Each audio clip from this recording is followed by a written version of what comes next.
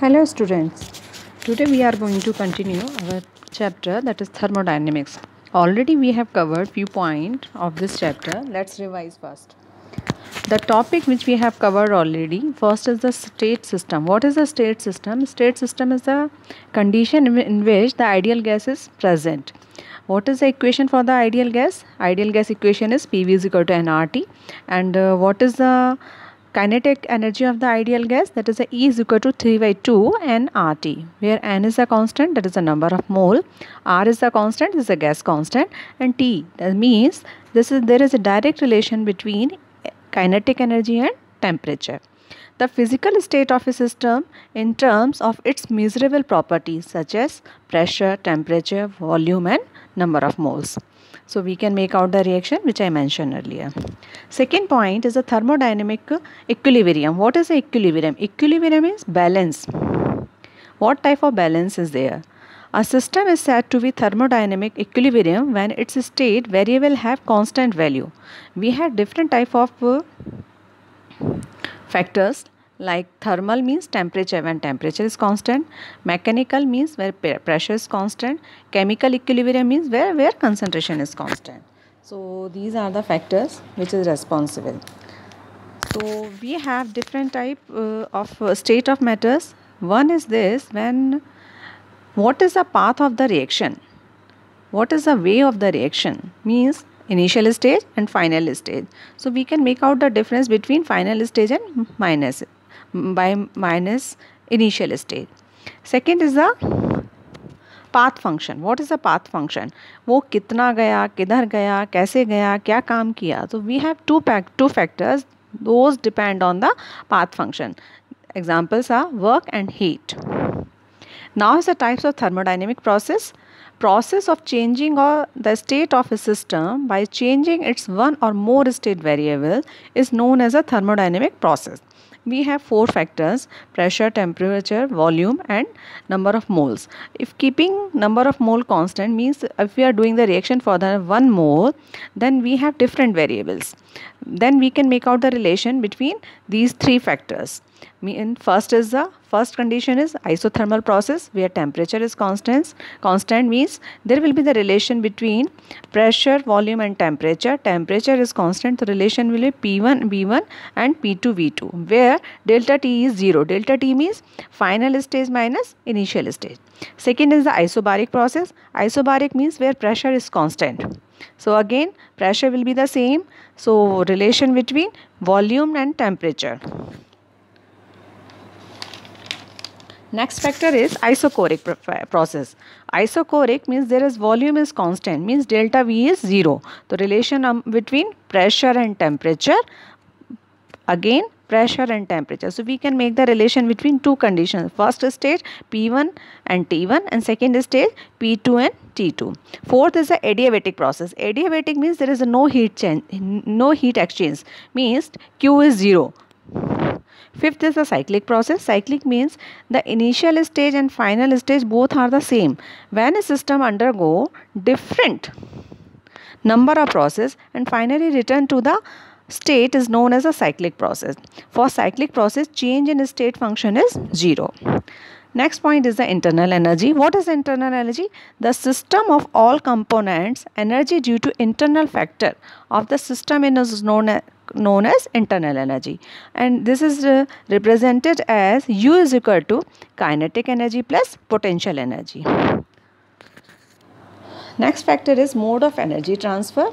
We have two type of mode of energy transfer. First is the heat, second is the work. Work means a cylinder with having a piston, जिसमें किसी piston से हम उसका volume change कर सकते हैं, means work is done. इसमें भी दो प्रोसेस होते हैं कि आपने वर्क किया है या वर्क करा हुआ मिला है. And second one is a heat. A heat is an energy transfer is due to temperature difference between the system and the surrounding. Next is sign convention. Sorry, there is some spelling mistake. S is missing. Sign convention. Sign convention means two type of sign conventions are there. One is a positive, second is a negative. Both the convention are used in the two form. One is in the heat form, second is a work form. If work is done, that is positive. if work is done by the other thing out from the outsider, that is negative in behalf of the system. Now is the first law of thermodynamics. Heat supplied to the system is positive and heat supplied by the system is negative. Work done on the system is positive, work done by the system is negative. What is the first law of thermodynamics? First law of thermodynamics says energy can neither be created nor be destroyed. It can be simply converted from one form to another. Means in the equation form we can write like this: U is equal to Q plus W. Internal energy of the system remains always constant unless energy is transferred from surroundings in the form of heat or work. Then delta U is equal to Q plus W. What is the delta U? Delta U is the internal energy. Means internal energy final minus internal energy initial is the change in internal energy. Next we are coming for the new topic, that is enthalpy. What is enthalpy?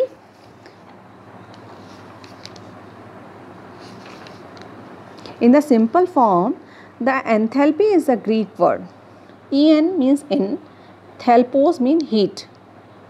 We can say it was called the heat content. It is defined as the total heat content of a system at constant pressure is known as enthalpy. Mathematically, it is the sum of internal energy and pressure volume energy. That is called the enthalpy. By the chemical equation we can write down like this: H is equal to E plus PV, where E is the internal energy of the system, PV is the pressure volume work. Enthalpy is also a state function. Its absolute value cannot be determined. As we know that the heat absorbed at constant volume is equal to the change in the internal energy.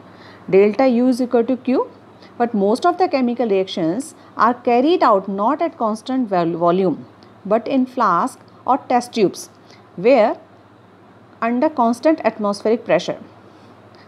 We may write equation like delta U is equal to Q minus P delta V at constant pressure, where P is heat absorbed by the system and minus P delta B represent expansion work done by the system. We can rewrite the above equation. Delta U means final stage minus initial stage, means U2 minus U1. So QP minus P, V2 minus V1.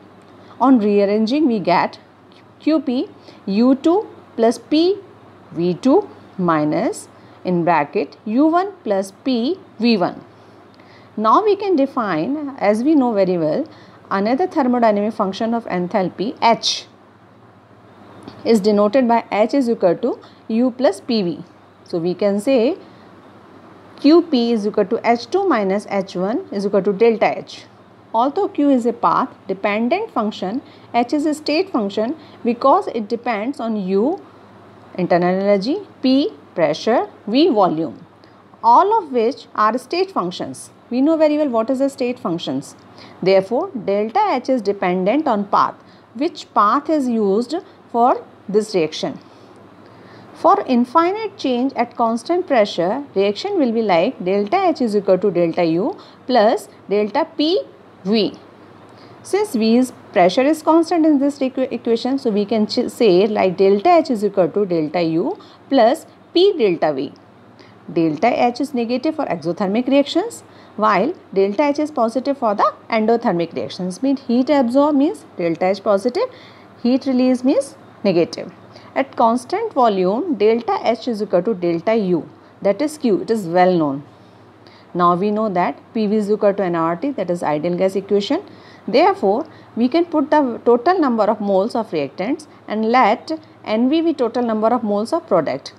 P, pressure constant, V, A, initial stage, Na, number of mole, initial stage, R is a constant, temperature is a constant. Similarly, for the second stage, we can say P pressure, volume, V stage, number of moles V stage, R and T.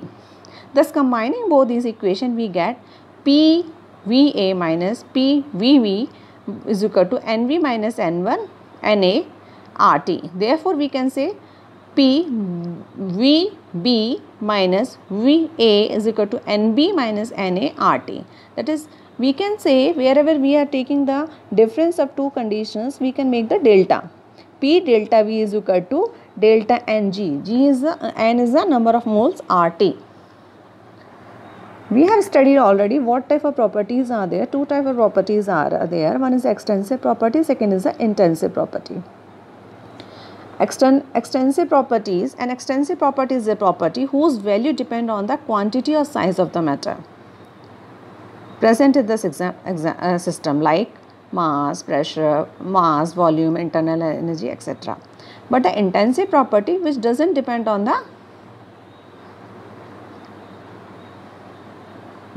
temperature, density, pressure, etc.